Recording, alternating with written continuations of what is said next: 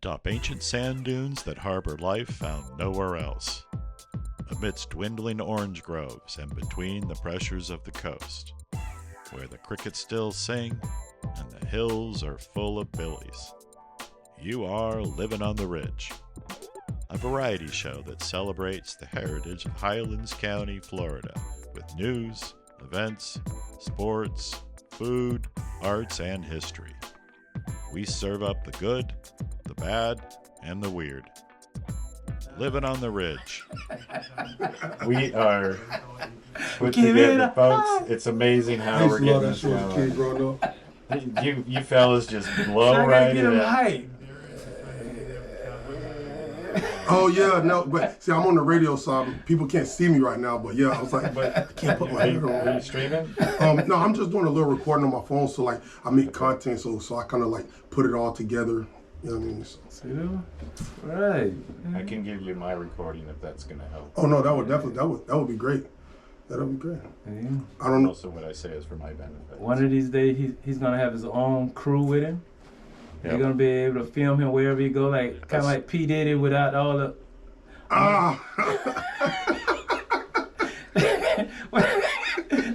That's a new record. All right, that's a new record. Within 6 minutes, you bring up P Diddy. What I was just saying. Wherever he went, he had somebody video recording him. So videographer. So now you pieced all that together, and it kind of like working against him right now. You know, it's not looking. Do you know how 50 Cent got the footage? Do you know how he got it? But it was leaked, right? The guy didn't pay the videographer. Oh, that was... Diddy didn't pay him, and so he owned it. And 50 Cent heard about it, and he's, I guess, obsessed. And so he got all the rights to it, or just paid him some. And now he's making hay. Yeah, man. Now 50 Cent is a bad man. He's an investigative reporter now. Look at him. He should be. He's a bad man. Go after big oil now or the finance system, right? Mm-hmm. Hey man, I don't know what to say about that situation. The whole thing? Yeah, capitalizing. Wait a second. You brought it up. Yeah, I did bring it up. Look, but I was talking about the videography part of it. I'm not talking about like after the man has. No, that's kryptonite. You just can't dabble in something like that. The man serving his time, and now you still, putting his foot on his neck while he's still in prison. Me? No, 50 Cent. Oh, he's not doing. He just now started serving his time, I guess. Yeah, but he got to do about 3 years or so. But 50 Cent said, I want to make sure that he never get out. You know what I'm saying?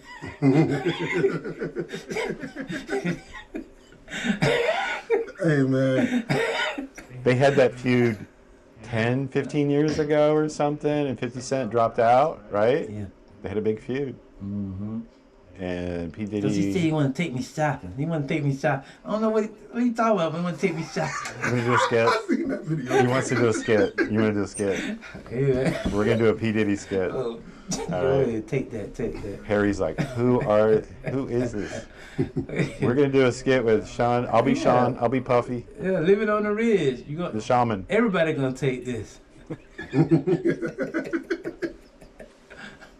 But it's not about us. We got a special guest. Darius, we have to get this out of our system for we like have 5 to. minutes. No, I love it. Otherwise, it ruins the show. No, I love it. More than we would normally.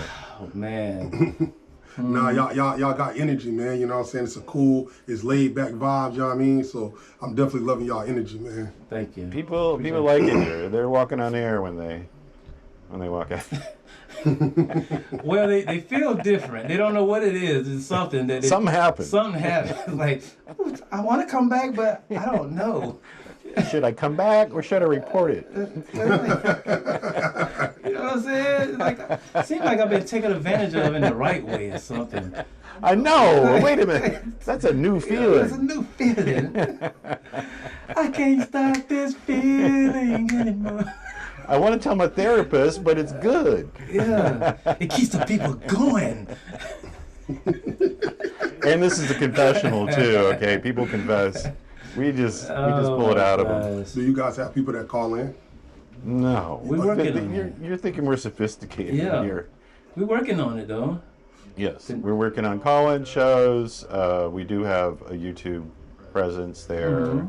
I record these interviews and post them. Okay. So, yeah, it's just we're starting off with a low-watt station. They gave me the keys to a kitchen, and now I got to buy the ingredients and sell the meals. Yeah. Right? That's it. Hey man, we just cooking whatever we can with what we got. Yeah, we're cooking. That's new, right? That's what the kids are saying. No, that's the thing. Cooking up. Yeah, we cooking up. Oh yeah. I like a good barbecue. Oh yeah. Why you? Oh man, this man is Why you crazy. asked Vern about some barbecue last week?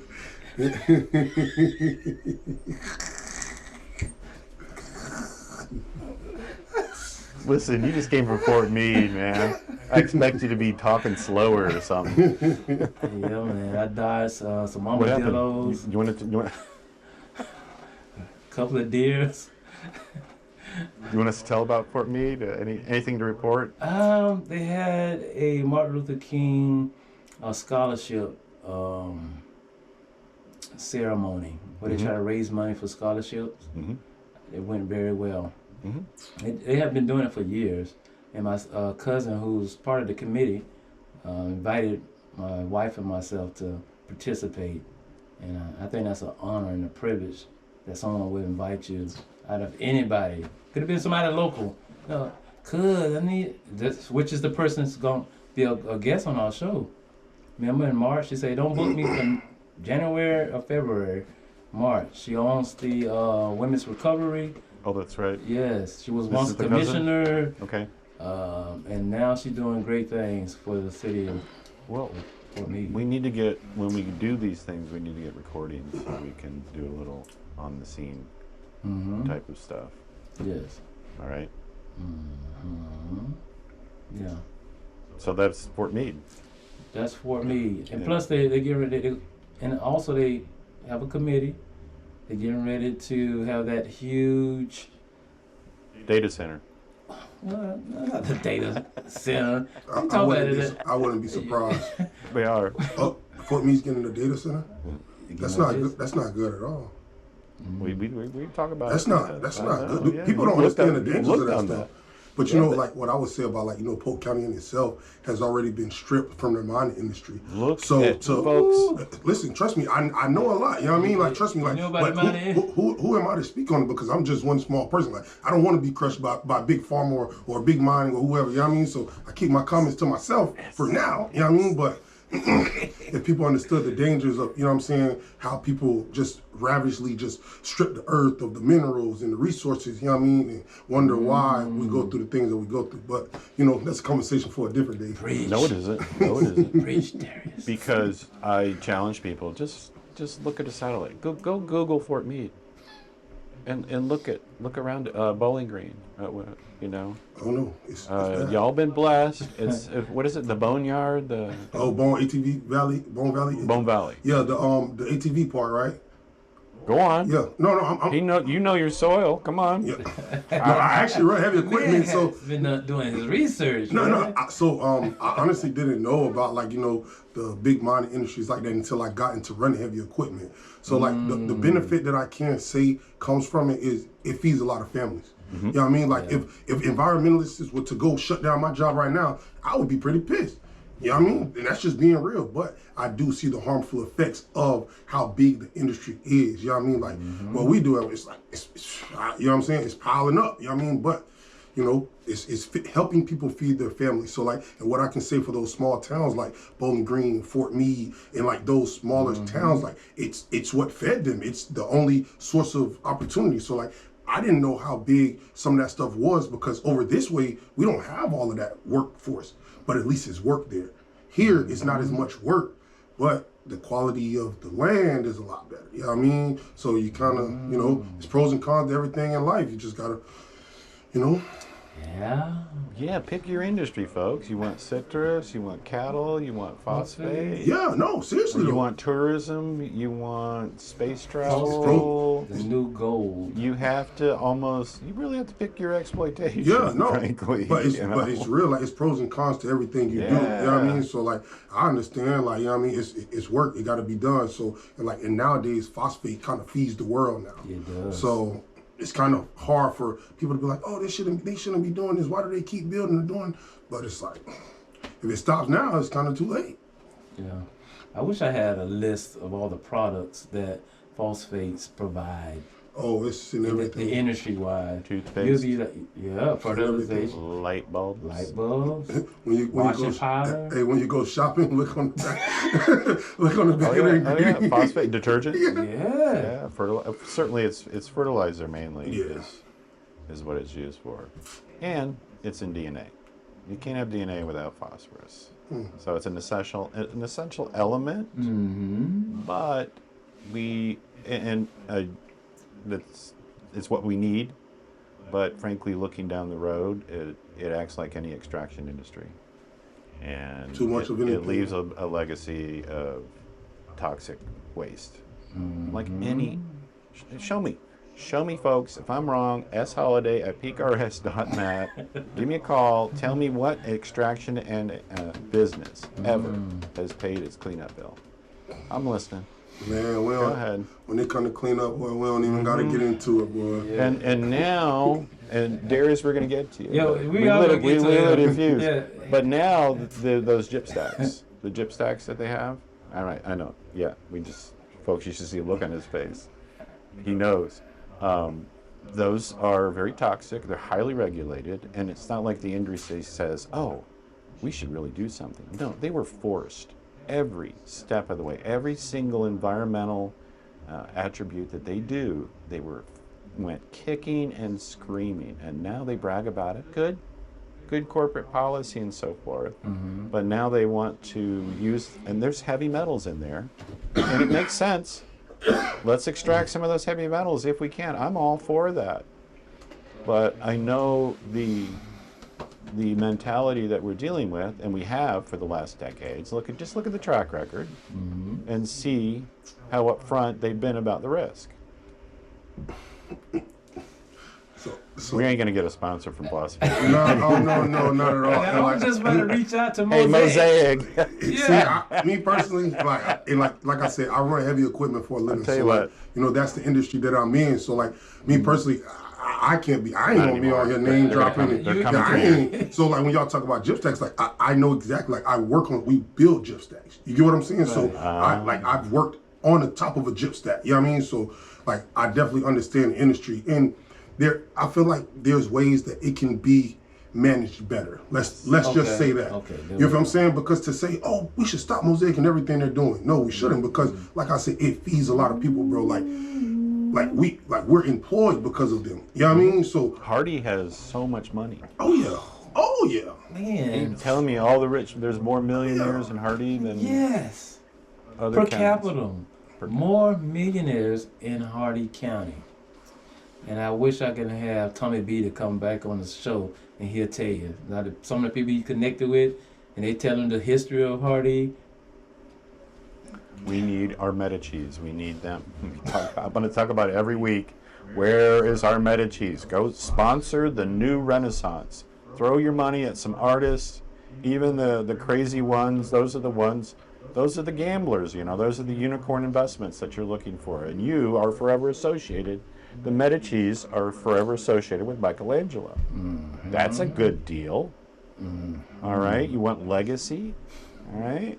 But where else can you graduate from high school, or maybe not even graduate high school, but I think they want a diploma right now, the phosphate industry, and you can make, right out of high school, probably about $65,000 a year.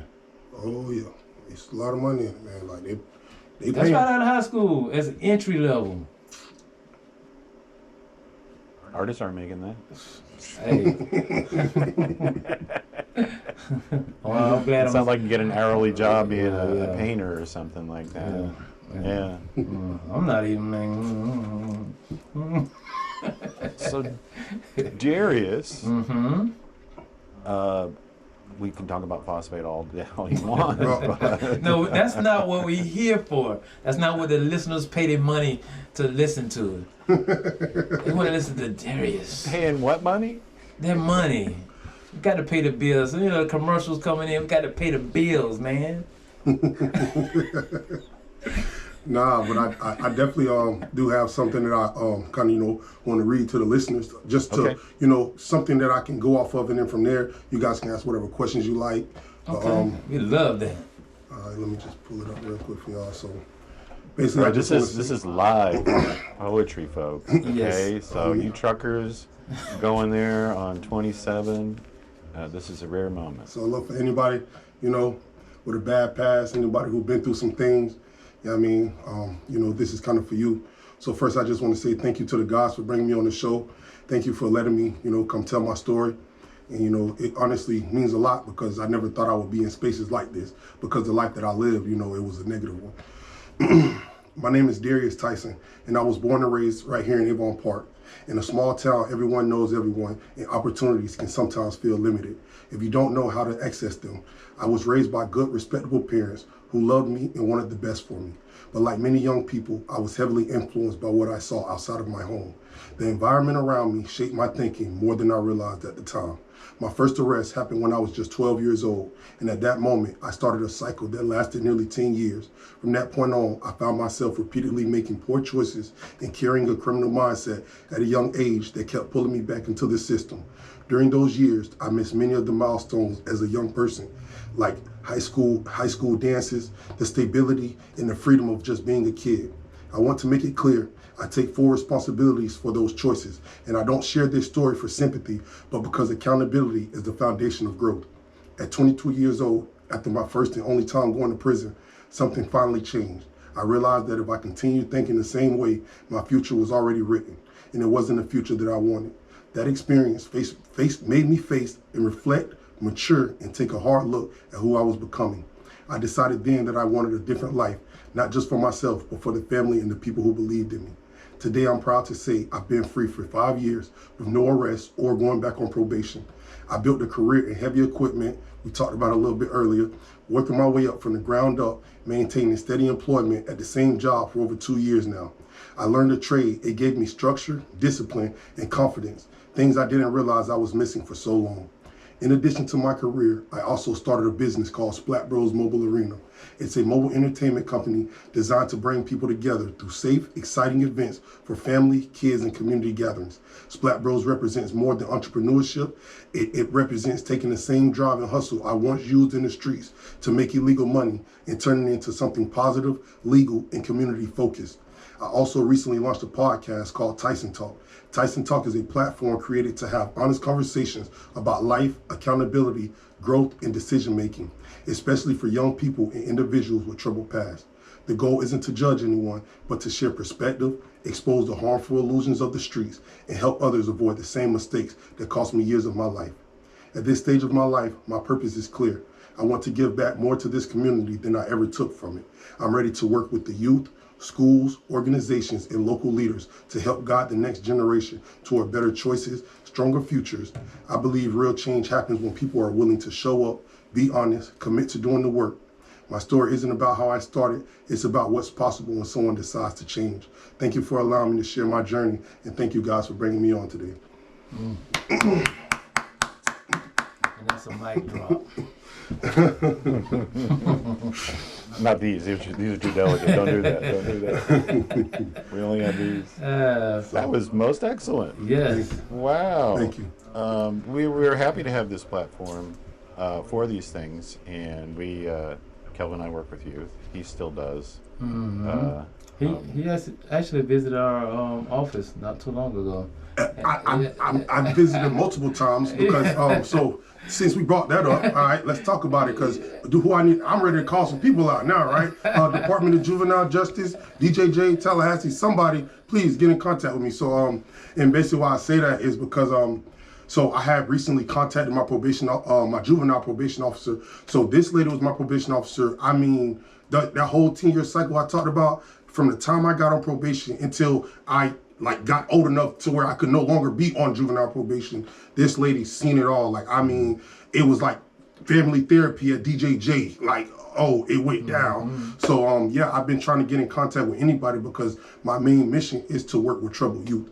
I want to work with the same kids who position I was once in, and I could relate. And I wasn't in that position because I had bad parents or I had a hard home that, I just wanted to get away from it. That's what lead kids in trouble. Like, I had good, respectable parents who gave me anything I wanted, you know what I mean? But I put myself in that situation because, being young, who really wants to listen to their parents?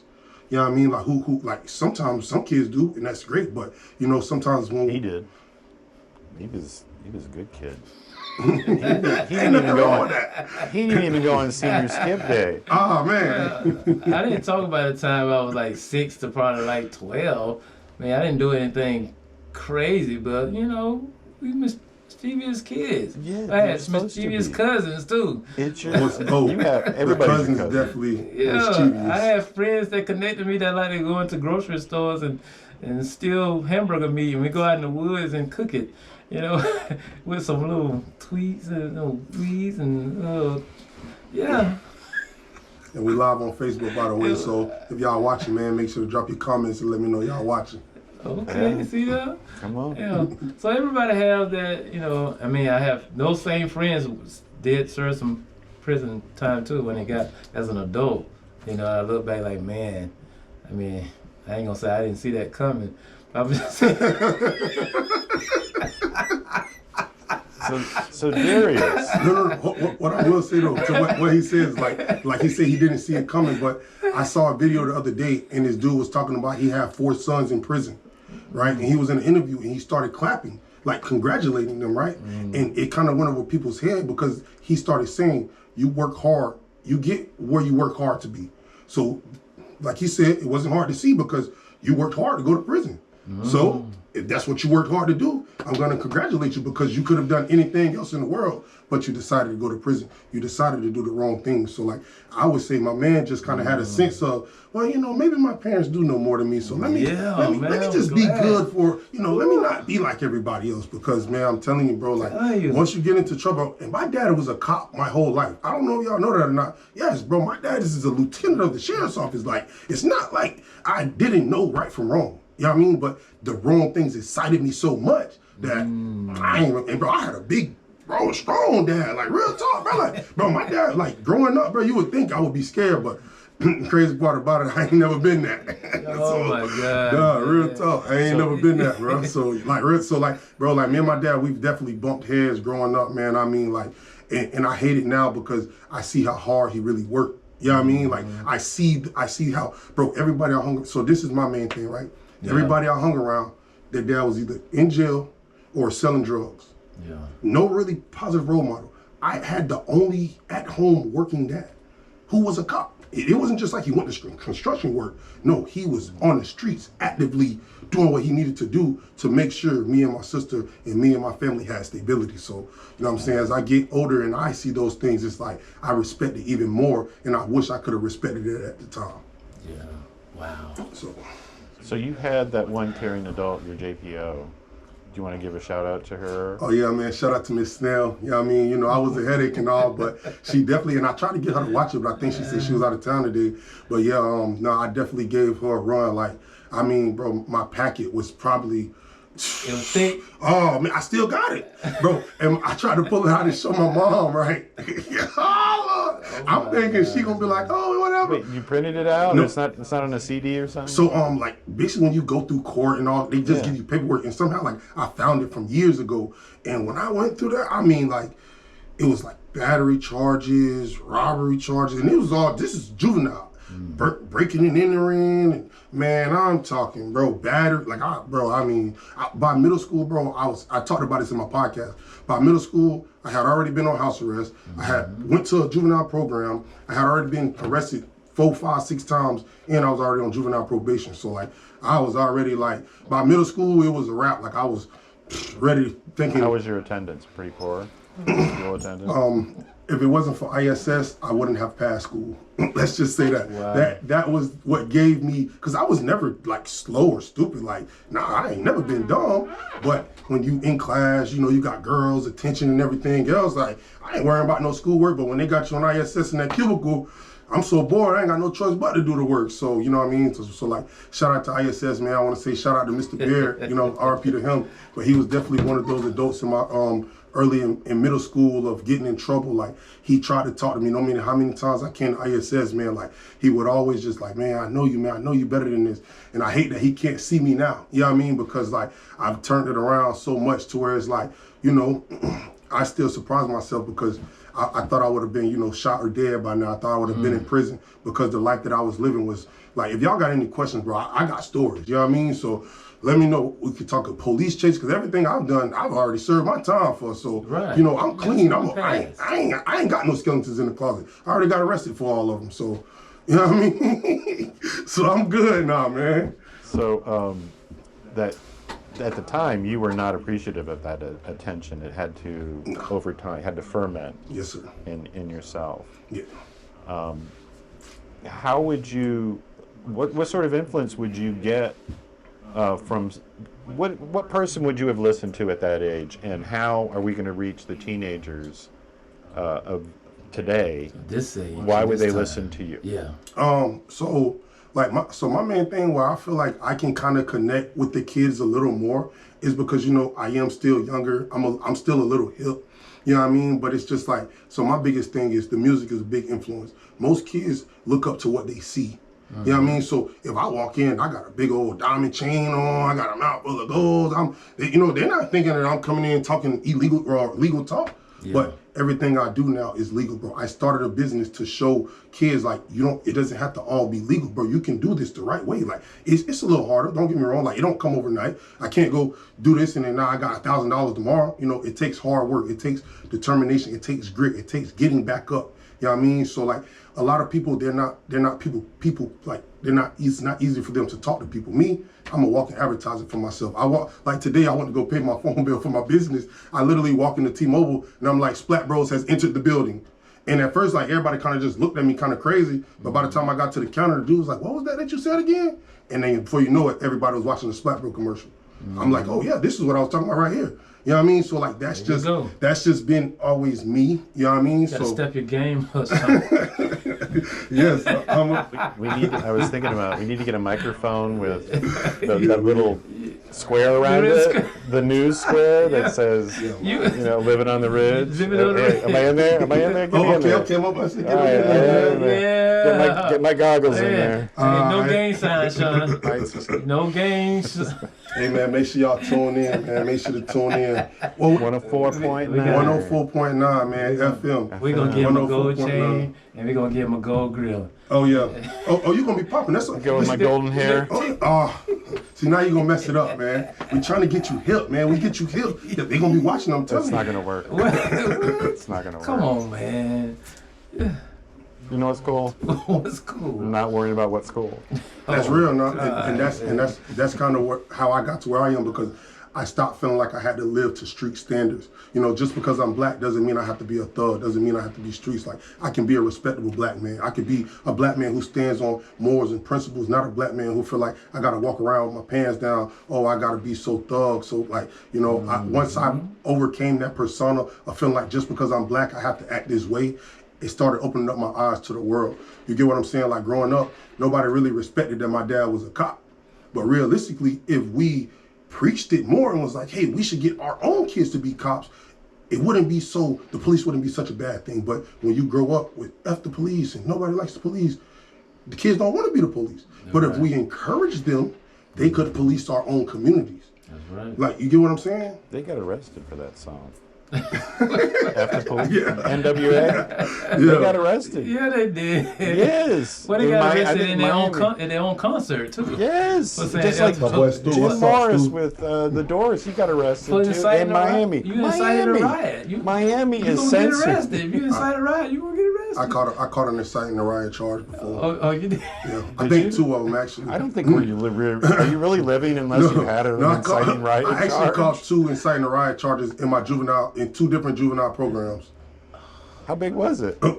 Well, the second one was probably the biggest, but like we had the whole program turned upside down. Oh man, and it was actually in Charlotte County, and bro, Charlotte County. Oh man, bro, they was not happy. So you were in diversion program. Yes, sir. I went through diversion. And they had impact, but it didn't change your trajectory until later. Man, I had diversion, I had Tri-County, I had DJJ, I had juvenile programs, I had counselors, I went to therapy, I done it all. You know what I mean? Like, it didn't stop until I wanted it. What would you fighting against? Because I see all the potential, and I can tell you stories about me working in the prison system, doing modalities, substance abuse in Avon Park and down in Moore Haven, and I was a case manager at Youth Academy. So I seen all the different dynamics and waves of personalities, and it's just certain things that connect with certain people, and people think it's a cookie cutter situation. I'm gonna give you a case plan, and it's gonna work for you. Gosh, and it don't work like that. It don't work like that. No, it don't. It doesn't. That was always so crazy to me. Like, how you gonna tell me what's working for me with a case plan? Just because you feel like you went, I'm not saying school or none of that doesn't work. So like, when you asked me that question, like what do you feel like I was fighting? So yeah, what were you fighting against? So I kind of reflected that question for a little bit, and what I came up with, right? When I was in second grade, I seen my parents go through a divorce. Like, I seen the split, I seen the big fight, and being that I was right in the middle of understanding and not understanding. So at one point, I noticed that in school, when I got in trouble, my parents would both come together, right? But eventually, it was just dad coming. So in my mind, subconsciously, well, maybe if I just keep doing this, they'll maybe one day get back together. Growing up my whole life, all I ever wanted was my parents to get back together. Like, you know what I mean? Like, bro, I was a happy kid. We had a happy family. Like, life was perfect. So when you're a kid, you can't understand what your parents are going through. You know what I mean? You don't know the fights, the struggles, and all of those other things. But as a kid, when what's made you happy was ripped away in a sense, you know what I'm saying? It kind of made me act out for their attention together again. So it wasn't just good enough if I got one parent's attention. I wanted both of their attention. And then over time, it just turned into who I thought I was, because after a while, it stopped being attention. You know what I mean? Like, now I'm just straight up, this is exactly it. I'm thinking like, you know what I mean? So, into society. Oh man, I'm glad I never got that title. So did you revere the characters in some of those movies? Speaking of which, oh yeah, and that's an artist, musical artist. Oh yeah, definitely. Like, and not even just the movies, but the music. So like growing up, like I had the nickname of Gucci, like Gucci Man. Okay. You familiar with that? So everybody know me as Gucci. Like, I've recently just went to Darris Tyson. Like, for the longest, I would even hate using my real name. So like, and it's even funny now. You look like him a little bit too. That's where I got it from. It actually came from my first program. Like Gucci Mane. Yeah, so like my first program that I went to, it was a white dude named James McClellan from Mulberry. You know what I mean? He actually said, bro, Gucci was his favorite rapper. And he was like, bro, you look like Gucci. And then when I went home, I kind of went with it, and it just stuck. Like, everybody was like, oh, that's good. And then from that, so Gucci. That's how everybody know me. You know what I mean? So I'm Darris Tyson to the people who meet me now, where I met in my journey, but I used to be Sack Chaser Gucci. You know what I mean? Yeah. Folks, you're listening to Gucci, or better known as Darris Tyson, right here on Livin on the Ridge. DT. 104.9 FM. Yeah. The Shaman and the Shepherd. What do? We put the culture in agriculture. Yes, sir. I love agriculture. It's so good. I'm gonna let you guys just go have at it. All right. Go want to grill him some more. I want to know. Grill him some more? Yeah. No, that was really good because you were in that position. Well, as a counselor. Oh yeah, because you are a DJJ guy. Like, I want to know what turned the switch, and I know it wasn't one thing. Yeah. No, it definitely was not one. Well, thing. he already told us what he was fighting against. Yeah, I can understand. That's very traumatic. At what age that the split happened? So like, I'm saying like 8 years old, second grade, but it wasn't just the split. Like, bro, I can literally vividly tell you the story of what I remember, and my family was never the same again. Obviously, and I never talked to my parents about this because, you know, growing up, why would it matter? You know what I mean? But, you know, that was kind of like the trigger of like, once I lost that, you get what I'm saying? It was kind of like, oh, and at that point, I had more time to myself because now dad has to work all the time. Mom has to work all the time. They're split. My sisters are watching me. Who are they? I'm gone. I'm running the streets. Now, mind you, like I said, now all the kids that hang around the neighborhood, they got some they going to jail, they in prison. So you think I come around and my dad's a cop, so how you think they looking at me? Ain't nobody jumping on me. I'm jumping on your ass first.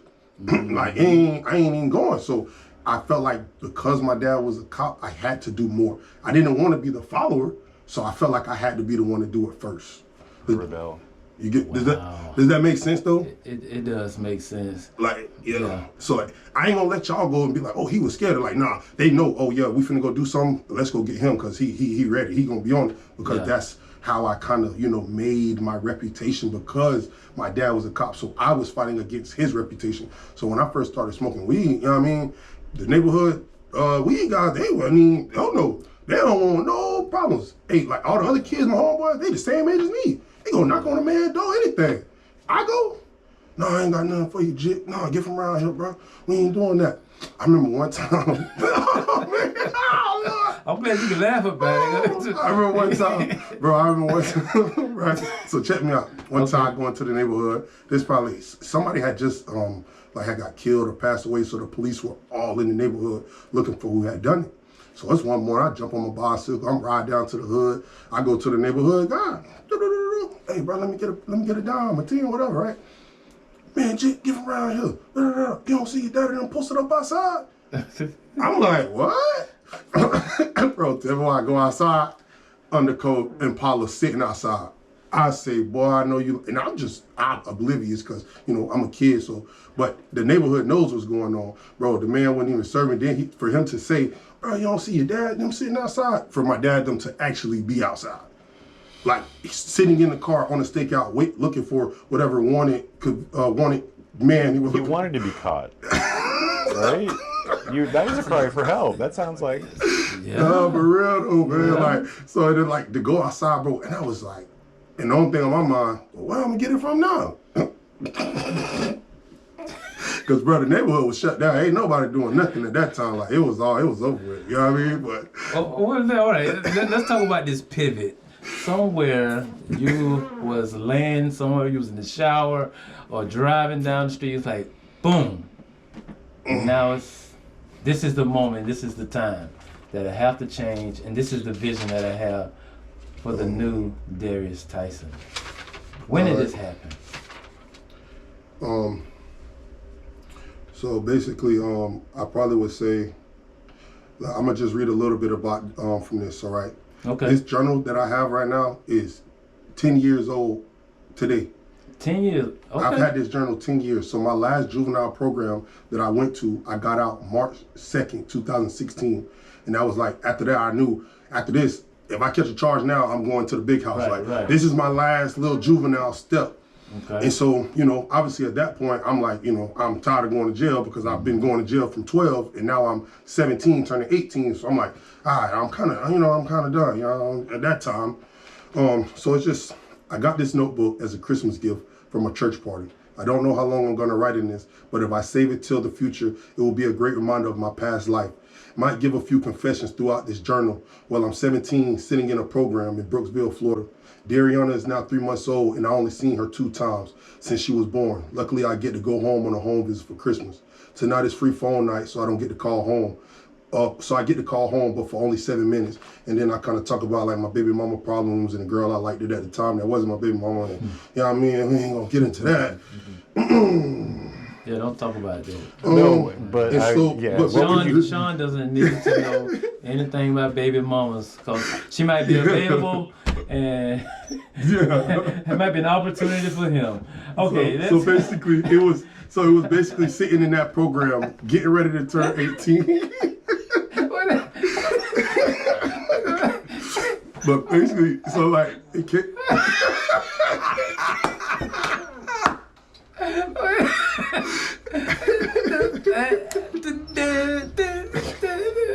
Hey, what is that? The cue for me to shut up? Straight up now. Man. You know what? I would tell my 17-year-old self.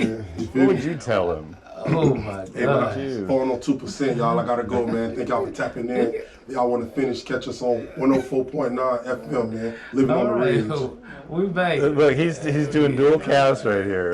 Right. He was giving to tell us about his About vision. the pivot. I want to hear the pivot. Come on. And the vision. People at the edge of their seats listening. Right, Give we us got the universal soul here. So basically, like I said, my pivot came from, finally just going through the journey for so long. My maturity level started getting a little better.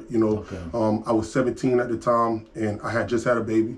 And I got to miss the day she was born because I was in the juvenile program. So like at that moment, and I remember the day she was born, I was in my counselor's office, boo-hoo crying, like, oh, I wish I was home. Like, you know what I mean? Like I'm 17, just going through my emotions. And it just kind of, it hit different because it was like, at that moment I realized like, it's not about me no more. You know what I mean? Like, so, and I was still a kid at the time. So, but I realized like, I have to do something different because, I didn't want my daughter to grow up and didn't have her dad around because, I caught a life sentence or, you know what I'm saying? And so I just never wanted her to be in that position. So that's what started the pivot. Obviously the pivot didn't go all the way around at that moment, but that was the icebreaker. Like that was I'm kind of tired of being tired. You know what I mean? So at that moment, I just finally realized like, man, I can't keep living the same way. So I kind of came to, when I get out, me and my big mama gonna be together and, we're just gonna live this happy life. And I came home and, it don't work like that, buddy. It don't work like that at all. And I can't blame her because, how I treated her when she was pregnant wasn't the right thing. But, I was young at the time, so I had no idea. Me and my dad didn't have the type of relationship where I could have expressed those things to him. So, like, even speaking on that, I remember I had to have a juvenile staffing. You're familiar with staffings, right? And how they work? A lot of them. You know what I'm saying? And so this staffing would have determined, because remember I told you I caught a citing a riot charge. So I caught that charge in the program, went to DJJ in Fort Myers for 21 days. When I came home, that's when they set the staffing to see if I would go to another program or if they would reinstate me or whatever. Yeah. So at that time, that's when I found out I was finna have a baby. So in my mind, I'm like, I gotta do the right thing now. But we went into that staffing and my dad recommended that I go, knowing I have a baby. And like, so I'm telling him like, you don't see what's gonna happen if I go to this program? But he fought. Like, and obviously he got what he said was gonna go. And I'm like, you're out of anybody, you could probably say, bro, he went in there, he's not going to school, this and that. I mean, he went in there and told him everything that pretty much sealed that. And so, for a long time, I kind of held that because, but I can't blame him now because, I feel like he probably saved my life. Yeah. You get what I'm saying? Because, bro, within 2 weeks of getting out of the DJJ after doing 21 days and inciting a riot, I almost died twice. I was at a party and then we was beefing and then a shootout happened and I was right there and like one of the people that was next to me ended up getting shot, you know what I mean, in the arm, and like he's taller than me, so it was literally like my head level. So where he got shot and where I was, I'm like, damn. The next week I was in the car with some of my homeboys and the police tried to pull us over. He took them on a high-speed chase. We ended up running a stop sign. A car hit us. The car flipped 3 times. I jumped out, took off running. You had some angels. So, watching over you. It goes, I'm telling you, man, it goes, and those are just like in my way. Yeah, those are troubles. You feel what I'm saying? So, I probably wouldn't have made it long if I had it my way. Even though I was telling myself, I'm going to do the right thing. I have a kid now, you know what I mean? It wouldn't happen. So you did lots of programs too. Any in Fort Myers besides DJJ? I went to the, what's the one across from the Stars Complex? The Edward Smith Center? Is that what it's called? Yeah, Smith Center. Yeah. Yeah, that's a treatment program. Okay, yeah, that's the one I went to. Residential. Yep, that's the one I went to, and I was there in that, like, so that was... Did that help? No, I actually got kicked out of that program because Because they have an obstacle course there, a ropes course. It's a really nice program. It's resident. I work with youth in foster care, so I've met individuals who it was successful for, at least for a time. No, and so like it was a great program at the time, but like, so you gotta understand at that time, like I had already been in like 2 or 3 other programs, so that program was considered soft to me. Oh, okay. Like, what you mean we gotta wake up and write about our day? Cupcake camp for him. Man, bro, if y'all don't send me somewhere else, bro, we gotta fight or something. But I was young at the time and I was thinking that I was just this, you know, oh so street and thug guy. Like I just wanted to be so bad. Like, oh, y'all got me around these cupcake kids. Like, man, these kids don't know nothing about where I come from. And like, obviously, I come from 8 Bar. Yeah, but you was never healed from that anger because of the split. And that traumatized you. It did. And it was a grieving process too. You were still going through the grieving process as you was maturating through the system and everything. And you couldn't talk to Dad about it because it was, you know, and whoever else they wanted to talk to you, they couldn't connect with you because it was on a whole different emotional level.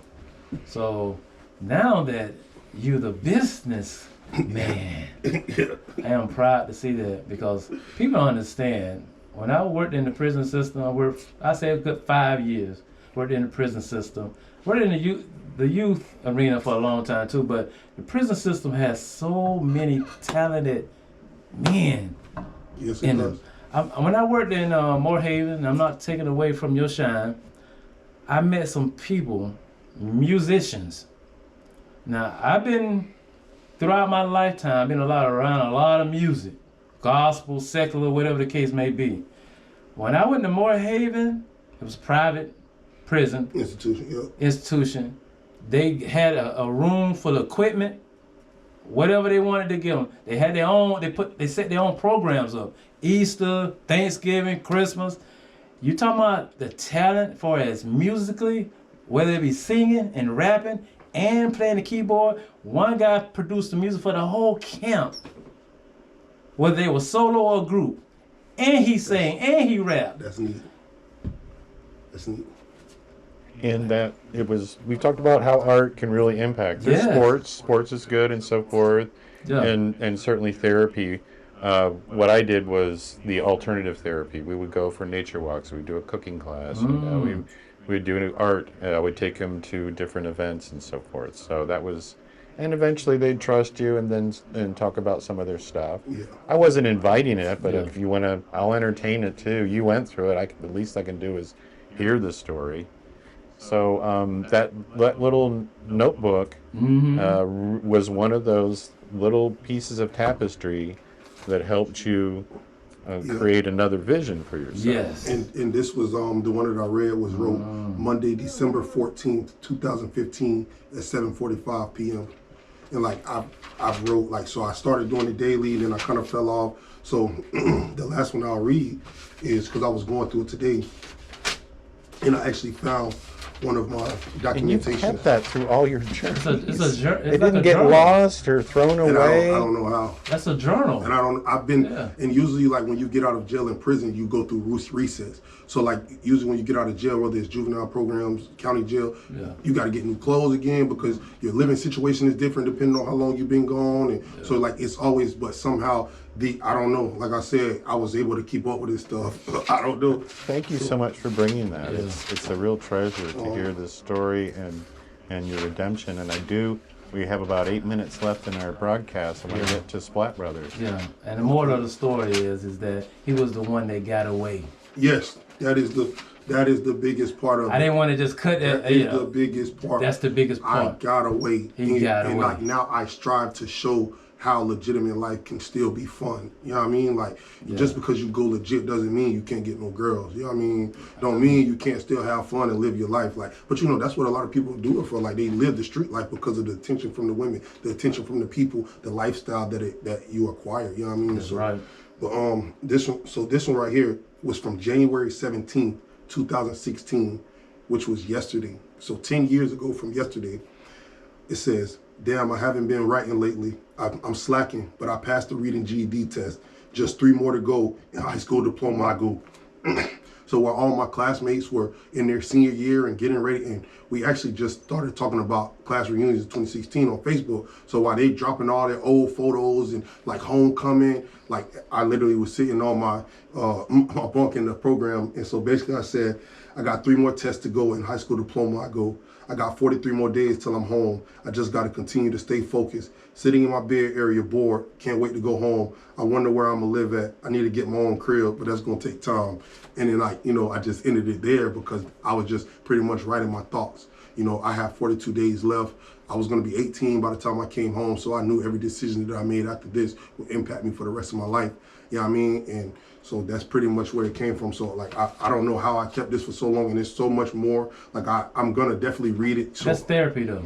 Yeah. It's current, modern time therapy for what you've done in the past, and it helps you now. Now, the Splat Brothers. Tell us about that. Okay, so Splat Bros is a mobile entertainment company where we basically set up mobile paintballing.